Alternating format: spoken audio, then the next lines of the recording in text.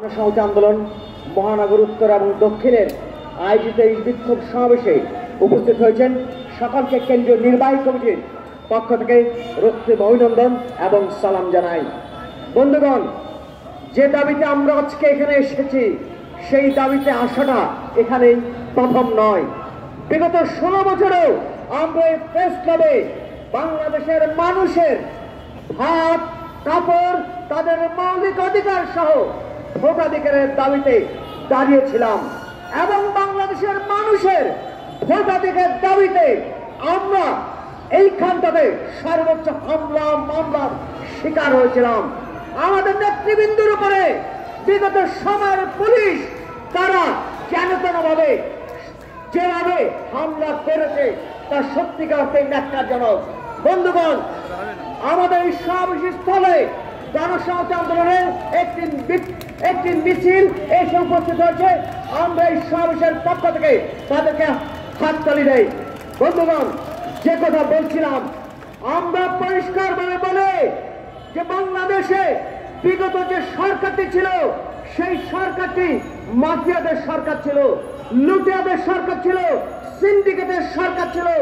আমরা দেখেছিলাম তখন চাল ডাল তেল নুন সহ সমস্ত কিছুর দাম মানুষের আওতার বাইরে গেলে তারা বলতেন যে বিরোধী দলের চক্রান্ত। আমরা বর্তমান অন্তর্বর্তীকালীন সরকারকে প্রশ্ন করতে চাই, এখন কার চক্রান্তে চাল ডাল তেল নুন সহ সমস্ত জিনিসের দাম মানুষের নাগালের বাইরে? যারা বিগত সময়ে সিন্ডিকেট তৈরি করলো, পাহাড় করলো, মাফিয়াতন্ত্র করলো এবং পুরো রাষ্ট্রযন্ত্রকে তারা কুক্ষিগত করলো, তারা তো দেশ ছেড়ে পালিয়েছে। কেবলমাত্র তারা দেশ ছেড়ে পালিয়েছে এটাই বলা যাবে না। আমরা দেখেছি 5 তারিখের পর থেকে এই সমস্ত আওয়ামী লীগের এমপিরা মন্ত্রীরা তাদের সহযোগিতায় দেশ ছেড়েছেন সেইটাও আমরা জানতে চাই। আপনাদের অন্তর্বর্তীকালীন সরকারের কোন কোন অংশের সহযোগিতার জন্য যারা বাংলাদেশের জনগণের বুকের উপরে গুলি চালিয়েছে তারা কি করে দেশ ত্যাগ করলো? আপনাদের কারা সহযোগিতা করলেন? কারা সেখানে ইন্ধন দিলেন? কারা আপোষ করলেন? কারা দফারফা করলেন? আমরা দেখতে পাচ্ছি এই অন্তর্বর্তীকালীন সরকারের 6 মাসের মধ্যে উল্লেখযোগ্যভাবে কাউকে গ্রেপ্তার করতে সক্ষম হননি। এখন আপনারা মহল্লায় এলাকায় এলাকায় আওয়ামী লীগ, যুবলীগ, ছাত্রলীগের কর্মী বাহিনী এলাকায় আছে। তারা নানান জায়গাতে সাধারণ মানুষ সহ যারা বিরোধিতা করেছেন তাদের উপরে হামলা কিংবা এখনো হুমকি দিয়ে যাচ্ছেন। বিভিন্ন জায়গাতেই তারা আওয়ামী লীগের উপরে আস্থা কিংবা শেখ হাসিনার উপরে আস্থা এই শিরোনামে এখন পর্যন্ত পোস্টার লাগাচ্ছেন আমরা দেখতে পাচ্ছি। আমরা ধিক্কার জানাই এই প্রশাসনকে, ধিক্কার জানাই এই অন্তর্বর্তীকালীন সরকারকে। আমরা পরিষ্কারভাবে বলে আমরা এই অন্তর্বর্তীকালীন সরকারকে সমর্থন করি।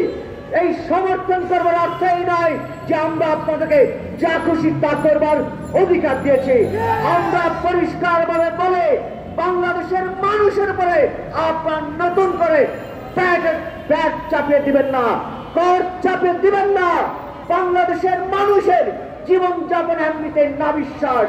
ফলে আমরা আজকের এই প্রেস ক্লাবের সমাবেশ থেকে আমাদের পরিষ্কার দাবি, অনধিক বিলম্বে যে শতাধিক পণ্যের উপর ব্যাট আরোপ করা হয়েছে সেইটা কমাতে হবে।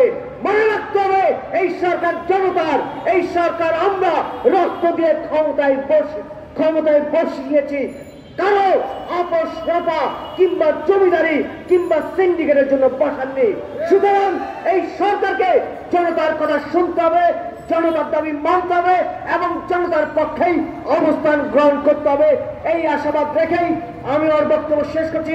সকলকে ধন্যবাদ। আসসালামু আলাইকুম।